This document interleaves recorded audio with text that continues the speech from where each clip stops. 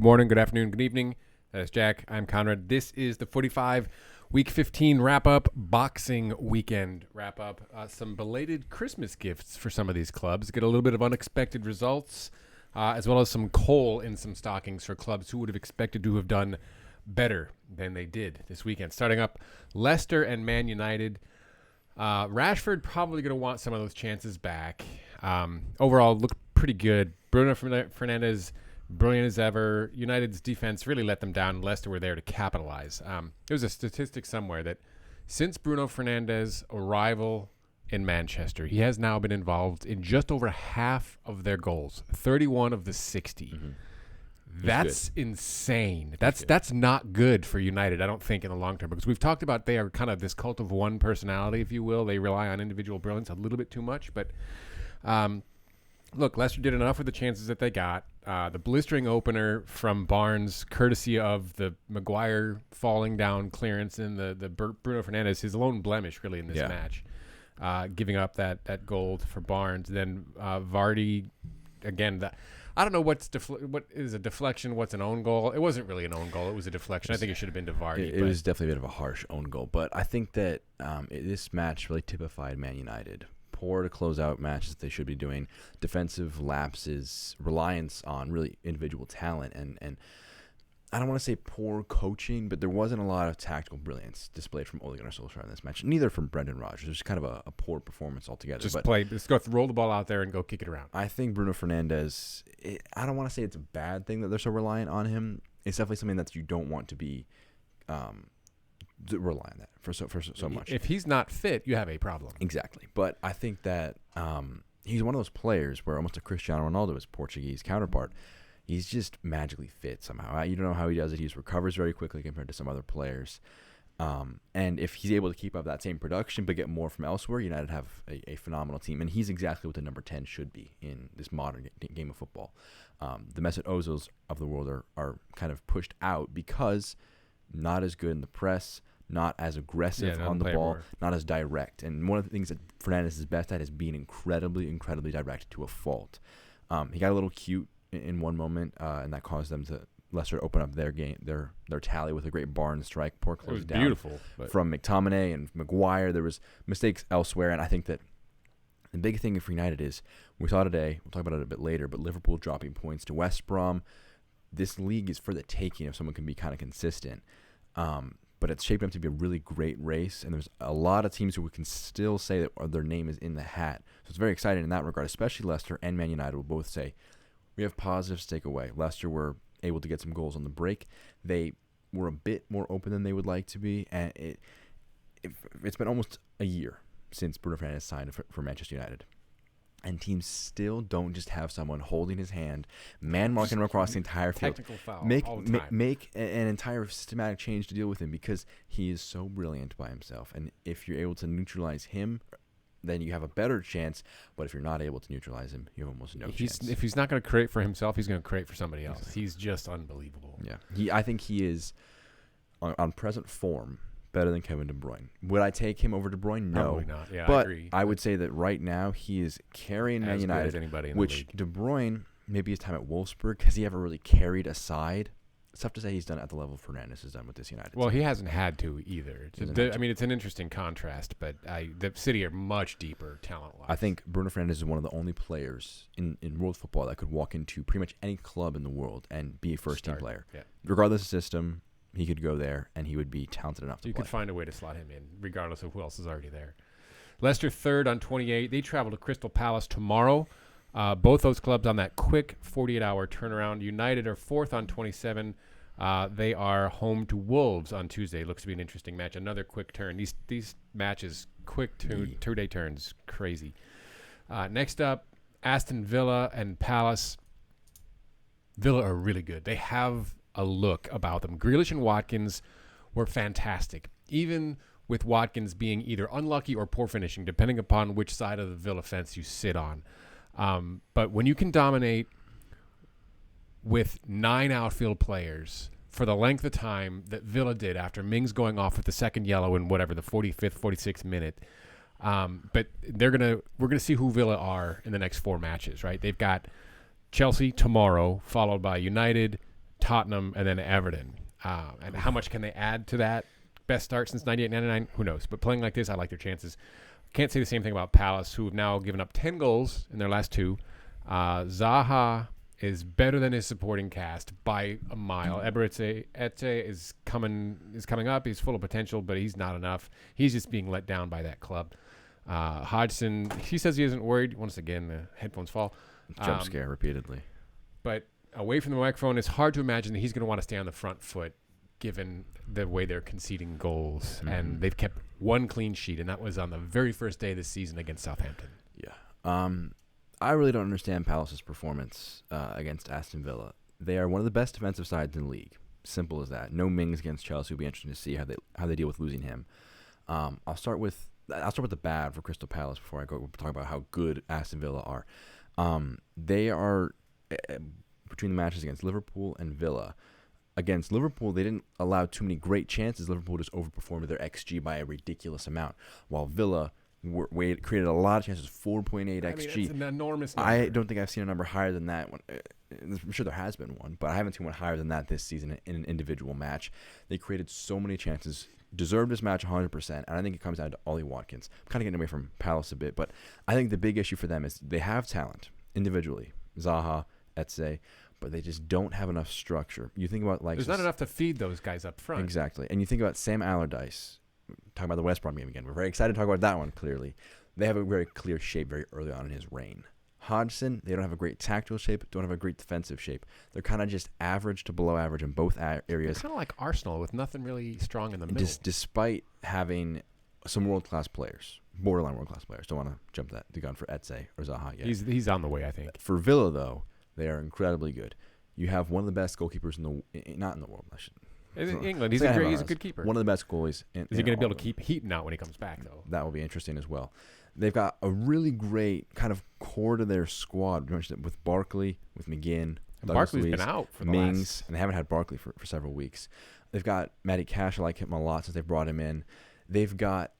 And then they've also got Ollie Watkins, who created all 3 goals in this match, essentially. He only got 1 assist for them, but it was him putting a shot on frame and having guys follow it up, which is just having players in the right place, right time, not a quality many teams have. Yep. And then you have the other thing that you need as a team, an individually brilliant player in Jack Grealish, who can single-handedly change matches. He's unbelievable. Villa, he's just getting better. Villa, as you mentioned, have played the weaker part of their schedule very early on, because those next 4 games you mentioned are very, very tough. If they come out of those 4 games with 7 or more points, I genuinely believe this is a top 6 challenging side. They are that good under Dean Smith. The big question is, will they do that? Because they're on 13 matches, 2 less than Liverpool, and 7 points behind Liverpool. Their wins in hand will not be easy games. No, you've got City in there, too. But should you get those 2 wins in hand, the very big should, they're 1 point behind Liverpool, a side they smashed 7-2. So they've beaten some big dogs handedly. They've had matches where they've created a lot of opportunities and not buried them, like this one. This is as good a side as any other one in the Premier League. And in terms of consistency and form, 3 wins in their last 4. A poor loss to West Ham shows that they still have a lot of fragilities. They were a side who finished 17th last year. But if you're looking for a side to kind of be a dark horse to kind of push into the top 6 this year, I mean, in my opinion, forget Southampton, forget West Ham, forget Wolves. It's Villa. This could age very poorly within 4 matches. Not the way they're playing right now. But if they continue this form, I think this match against Chelsea is going to be fascinating. We're going to talk about that a little bit later tonight because the matches are tomorrow because they just have to spoil us with these great matches. They have every reason to be optimistic. They've beaten big sides by a lot.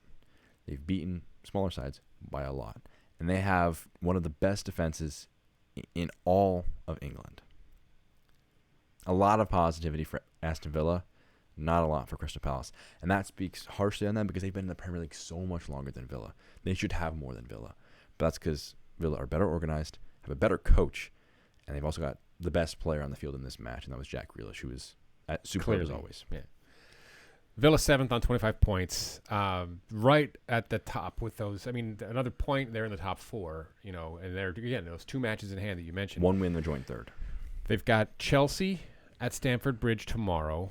Those clubs are level on points with Villa ahead on goal difference. Palace 14th on 18 points. They play home to Leicester. Leicester love playing away, so it's not going to get much easier for Palace here either. Next up, Arsenal and Chelsea. Wow. Loud wrong. I mean, I said Xhaka shouldn't start. I ended the segment saying Chelsea by 2. Wrong side of that. I said it could get ugly for Arsenal, and I probably said a few other things that were loud wrong. But Arsenal, they looked great. They looked young. You've brought this up. If you're going to be terrible and be young, right? Develop your talent. But Martinelli and Saka looked great alongside Xhaka and Lacazette, and I said Xhaka shouldn't start, and he had that beautiful free kick that took the top corner. Chelsea, meanwhile, they look tired, and that's only going to get worse with that 48-hour turnaround that we just mentioned. They've got Villa tomorrow, but they did not show up in the first half. They were better in the second half. Werner contributed to that first half, just was dismal. Got pulled at halftime. They brought Callum Hudson-Odoi back. He provided a nice spark. Chelsea were better, but they lost a penalty at the end on the save. But they just... And Lampard was very clear afterwards. He's like, we can't play that poorly and expect to win. And Arsenal, I mean, Arteta's got to be thrilled with this victory. I think that this was both coming for Arsenal and coming for Chelsea. They are both have managers who have very similar trajectories, where they're both young, first major jobs. They're both making a lot of mistakes in team selection. And one of the most painful things about this Chelsea side is they focus on wing play and trying to put crosses in, try and develop things from the wide areas. Having James and Chilwell back was a big deal for them. Both of them I thought James was out for 2 months after reports from The Athletic. So he didn't do many favors giving up that penalty. I was starting to see him play there, but he is better than Azpilicueta, in my opinion. Yeah. And he definitely is one of the best. Higher ceiling. Yeah, one of the best right backs in all of England. Issue for them, though, is they don't have wingers fit, and they have not figured out a way to get the best out of their talented players that they have, like Timo Werner and Kai Havertz. I got too much on the wings. And Pulisic, I love seeing it on Twitter whenever all Chelsea fans are talking about how bad a result this was. They're saying this was worse than the 6-0 when forget what his first name is, lost to Man City. Saying this was worse than that because it's against your bitter rivals, and you were just far better than them in the table, and you got dominated. But the lone bright spot? I don't know. Being Pulisic. No, it's Pulisic. Sorry, I got lost in your own point. I did, yeah. But no, seeing all the Chelsea fans saying, "Oh, Pulisic, him and Hudson-Odoi are the only players that can hold their heads up high." So proud to see an American succeeding. He's the type of player that they need to have more of. Players who are very direct, they're technically strong. Issues for him are fitness. I hope he can get that under control, because he is one of their best players right now in terms of form, but they have so much more talent than Arsenal do. This is such a bad result for them. And there are a lot more shouts for Lampard's head than there are for Arteta.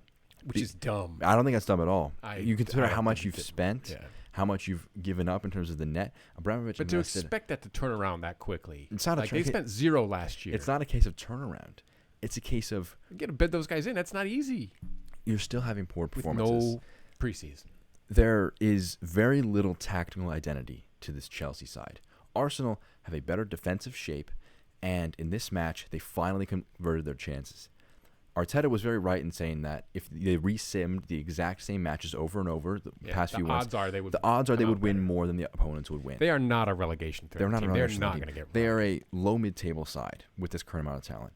But what this proved is that Arteta has the ability to outclass teams on the day when his players show up and play for the badge.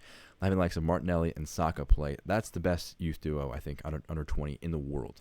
They are so talented and have so much potential to grow. So seeing them succeed not only now, but in the next decade for Arsenal, should they stay there, it's going to be huge for them. For Chelsea, if they lose to Villa, I would not be surprised if they fire Lampard. I don't see it. Because you cannot fire Maurizio Sarri and Antonio Conte for having won the Premier League, even if you're in the case of Antonio Conte. I think you're going to get more and give Lampard just by being Frank Lampard. But you cannot afford to have that. You've invested far too much. You have far too much talent. In my opinion, early on, we were complimenting them for having solved the keeper problem by bringing in Mendy and being much more solid defensively. They haven't been clean sheet after clean sheet after clean sheet. Right, the top half problem, it still exists. Being team above 10th place. Yeah, And Arsenal, they're not above 10th, obviously, so winning against them wouldn't have helped that statistic. They still just cannot beat the sides that are at their level or slightly below. I don't think Lampard has unrealistic expectations, because when Klopp put Chelsea out there as they're about to be in the mix, and Lampard's like, we are a project. We are not anywhere near a title contending side. So he understands that. I think there are those comparisons you're making, I think, are being thrown upon him, and he's not saying we are a championship caliber He went team. to Chelsea because he loves the club, because he's a legend there. He has to understand that this is also just with the territory. Yes, there are expectations for sure. You spend, alongside Man City, $250 million. the most alongside anybody else in the league. In my opinion, in terms of squad depth, squad talent, it goes Man City and Liverpool and Chelsea are like razor-thin margins with each other up top. And then Spurs slightly lower, Man United slightly below that. I and take then Liverpool chasm. out of those top two, simply because their back four are so thin. It's a discussion for another day. We could talk hours for that. But I just think that if Abramovich looks at their last 5 matches, should they lose to Villa, and sees 1 win from 5 in a season where Liverpool, Man City, Man United, all this giving is up points. a mirror of the league that Leicester City won in 15-16, where everyone's kind of having a bit of a down year. Yep. Liverpool are a very good side, but the issue for them is that they are very plagued with injuries. The league has been ripe for the taking, and they're not taking it. And I think that if Abramovich does not get a result in this match, I would not be surprised if he says 2021, clean restart. He's a club legend. He might come back for a second stint as manager after he goes somewhere else, has some success elsewhere.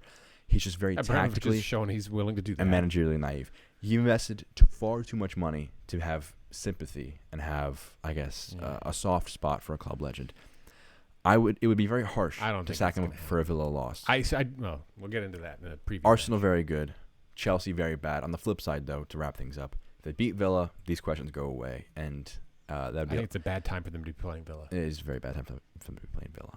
I'm fascinated for the next few days. There could be a lot of implications. So Arsenal 15th on 17 points. They face 16th place Brighton at the Amex on Tuesday. Another one of these 48-hour turnarounds. Chelsea 8th on 25, home to Villa tomorrow, as we mentioned. Both took clubs on these 48-hour turnarounds. Next up, Liverpool and West Bromwich Albion. So Klopp had some interesting things to say about the 6-4 setup that he saw Allardyce play, but Sam Allardyce knows what he is doing. He knows how dangerous Liverpool are. He knows the limitations of his own side, and he knows that this was the best option for his side to play. Not the prettiest first half to watch, but it got West Brom the point, because what do they want to do? They wanted to tire Liverpool out. Liverpool were a little bit lazy, right? They didn't necessarily take it in the second half when there were opportunities, when West Brom started to play a little bit more open and looking for that goal. They did get enough to snatch it. But I think, honestly, for me, the turning point in this match was the 58th minute when Matip came out. They got a little defensively nervous in front of Alisson, who didn't have to do much in the first half. Reece Williams comes on and gets scorched and very nearly, that gives up the equalizer right away. Yeah. He's not fast, right? He's and talented, but not fast. I think that was the turning point for me. Is Liverpool's like, well, maybe we can't play quite as aggressively as we would like to. People are giving plaudits to Allardyce for getting a point at Anfield. Not an easy thing to do. First side to break them from their perfect 100% streak. He hasn't lost in 4 matches at Anfield with 4 different clubs. In the Premier League, caveat, because he lost with Everton a few years back. I'm hesitant to call this a masterclass from Allardyce, because I'm not saying it's a masterclass. He did what he needed to do to get the point. But he did not. The first half, they were abysmal. If Liverpool were just slightly more clinical, it's 2-3-0 going into half, and you have no chance in the second. They did not move off the 30 yards up the field. And what happened in the second half was that was not a performance reliant on Liverpool being tired. They were not tired. They're Liverpool. They've been at this high-intensity football for 3 years now. They didn't look. You didn't break them. They were aggressive. They weren't a case of being tired. It was a case of them just not being mentally in it. They could have had the same tactics from minute 1 and possibly won this match if they had just had this. If he had let his players play football. Liverpool are very, very suspect when you go at them on the break. We've seen it against Fulham. We've seen it in many matches this season, especially Aston Villa, where it was every time they went forward, they were going to score. And I think that's what Liverpool were afraid of. With Reece Williams back there, they knew they couldn't run for their lives. But the thing is, Allardyce was afraid to let his players play. When he finally did let them play, they outplayed Liverpool, deserved the point fully. On the full landscape of the match. XG-wise, Liverpool definitely deserved to get more than just a point. But in the end of the day, you make mistakes like Curtis Jones did and trying to play it out of the back, dribble out of the back like he's Xavi in the 80th minute. Dumb mistake there from a young player. He's still phenomenal. Not having the fitness of Naby Keita is a big deal. We see the matches where they kind of struggled against like the likes of Fulham, against the Spurs, West Brom versus Crystal Palace. They have their own problems, but Keita played in that match, and Liverpool were incredibly, incredibly dominant. People saying that this is anything other than just a bump in the road, I think it's a jump for Liverpool. They're still the best team in the league right now.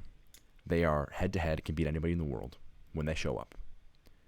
They haven't been showing up because they've been lacking a lot of talent. If Thiago's back and consistently fit in the new year, Liverpool walk this league, in my opinion. They are going to beat anybody on any individual I'm day. still worried about them defensively. They got to sign a center back in the January window. Their issue hasn't been defensively. They don't allow many expected goal opportunities. They didn't in this match, only 0.7, and it was a good header by Ajayi to equalize for West Brom. If you get Thiago or Keita consistently fit from the midfield, Liverpool's creative problem without sacrificing the midfield shape is gone. Because those players are so good at maintaining the ability to protect for the fullbacks, but also be progressive and uniquely brilliant. If Thiago comes back, Liverpool will forget about these draws against Brighton, against Fulham, against West Brom, which are terrible results. You remember a year before last when they drew against Swansea, when they drew against Everton. I don't believe Swansea was that year. But when they would have these dumb draws that would see them fall behind City in the race. City have had these same dumb draws. They also drew 1-1 with West Brom, I believe, at home as well. So Liverpool are in a fortunate position. They're still top by, what is it, 3 points? They fired 3 points. And they fired Bilic after that. And they fired Bilic. West Brom, I think, are in a very good position to push forward if they play more positive football with also maintaining that shape that he loves to play. I think with Allardyce there, they should have every reason to be confident to pull themselves out of the relegation struggle. But for Liverpool, a fit Thiago means that this side, I think, is just going to tick even further. Most goals scored and only 20 conceded is not it's a bad figure, but that's also inflated by some poor matches. 7-2 and the 7-0. But I'm still worried if I'm Liverpool because I've got 3 fit center backs and they're all under the age of 20, and the fourth one is Fabinho, who's playing phenomenally well, but he's a center. He's a defensive midfielder. It's December 27th. I am not worried in the slightest if I'm Liverpool because for their next match against Newcastle, I don't know how long Matip is out, and he's injury prone. He's made of glass. If Matip's injury is long term, what do? David Alaba, you want $200K a week? Welcome to the club. Diet Upamecano, you want to be the next young player with us? Come to the club. I think Liverpool's statements that they're not going to sign a center back are definitely just kind of pushing these news out there to kind of lower fan belief and maybe have bigger hype when they finally sign a player. I have to imagine they're going to sign a center back because it's a position that they would like to address. It helped them in the short term and the long term because what top side only has 2 top-class center backs? Van Dijk and Gomez are very clearly your best 2 center backs, and they're both relatively young, so they have probably about 2-3 years more in terms of Van Dijk as your peak center back duo. But having Upamecano back there, having Alaba who can also go into the midfield, I think David Alaba would make a lot of sense for his Liverpool side. Hasn't he been around forever? He's in the same trajectory as Thiago, where he's later stages of his career. Yeah. I'm actually looking up his age right now because I don't want us to be claiming he's too old. He's 28. All right, so he's the same a year younger than Thiago. Virgil. Yeah. You sign him now, you're going to be able to get the best out of him. So if I'm Liverpool, Thiago back, Alaba in, titles in the bag. For West Brom, Allardyce in, very good chance. He's never been relegated. Very good chance at salvation. Baggies, he has never been relegated. Allardyce has not been. Liverpool 3 points clear of their Merseyside rivals, Everton, top of the table, traveling to Newcastle on Wednesday. They get the extra day. Interesting that the table toppers get the extra day after Klopp complaining mercilessly about the schedule. Baggies 19th on 8 points. They host Leeds on Tuesday. I'm fascinated to see that match. Are they going to be able to... It's a less potent attack inside and a lot more fragility at the back. So I think that's a prime opportunity for them to get a surprising 3. 5-4-1. And that's another side he got promoted with. So you could kind of say, well, yeah, Leeds are talked about in these glowing terms by the English media, but maybe they're a little relegation threatened if we win the 6-pointer. Wolves, Spurs. Wolves have struggled to score since losing Raul Jimenez to that horrific head injury and subsequent skull fracture and operation, and it was very good to see him at the Molineux today. It's not easy to score against any side coached by Jose Mourinho, especially when Spurs go ahead in the first minute, 1-0. Yeah. And then they just try to hold on to this match with their fingernails until for the next 89 minutes. They made it to the 86th minute before Romain Saiz gets the equalizer on the corner. But this is just not a fun match to watch. It was frustrating. A lot of the matches today were frustrating. I think Wolves were they're a very good side. They've got an ability to be very direct. They've got players like Neto and Traore started. I mentioned in the preview that I didn't expect him to start. Was surprised by that decision to have him play. I think they were just hoping to beat Spurs with pace. I agree. I think he looked okay. Spurs, I think, were a little too pessimistic for my liking. You have Harry Kane and Heung-min Son, two of the best players in the world. Football. Play more positively. I think they would have been vindicated. It would have been the correct call should they have not conceded on the set piece. Saiz, they've dropped a lot of points this season to set pieces. I remember the very first game of the season against Everton, where they had the header off of a free kick, and Liverpool obviously with the Firmino header. Have they lost more points in the last 10 minutes of every match? This is another weird statistic I remember reading at some point today. They've lost more points in the final 10 minutes of matches than any other club in the league. Wouldn't surprise me in the slightest, because they cannot close out matches, and I think there's a certain mentality that exists. Spurs are not the most mentally strong team because they haven't won trophies in a long time. And if you're constantly on the back foot trying to just hold on for the draw, we saw it with Liverpool against West Brom. They were trying to say, all right, 1-0, let's close down shop. They ended up conceding after a bit of a reign of pressure. Same thing happened here. There were many opportunities. Hugo Lloris, a very quiet contender for best goalie in the league, in my opinion. He's constantly underrated when you talk about it. You always talk about De Gea, Alisson, Ederson. I mean, Martinez has almost jumped ahead of him in terms of plaudits. But he's been there for many years. Yeah, well, he had a horrible injury last year. Had a horrible injury last year, but he's at a very good level, and he kept them in this match until obviously they conceded off of the corner. I'm interested to see where these two teams go from here, because I think Wolves have kind of recovered from last year, where they kind of had a bit of a dip compared to where they were the year before. And meanwhile, Spurs, they've got to score. They are. It's confusing because they've got last 4 matches just 2 points. They're back up to 5th place, but that's pending Man City and Villa both having games in hand ahead of you. So they went from being first and having a very good argument for being in the title race to, all right, now we're slipping off a little bit. They went 2nd to 8th in 2 matches. Exactly. They got Fulham next at home. I don't expect it to happen. I expect a 2-1, a 1-0, but I hope that they try and just go out there, get some confidence going. More goals for Kane, more goals for Son, 4-0 victory. I really don't know what's next for these teams. And on Tuesday, obviously, Man United versus Wolves. That's going to be a good another fascinating one. United suck at Old Trafford this season.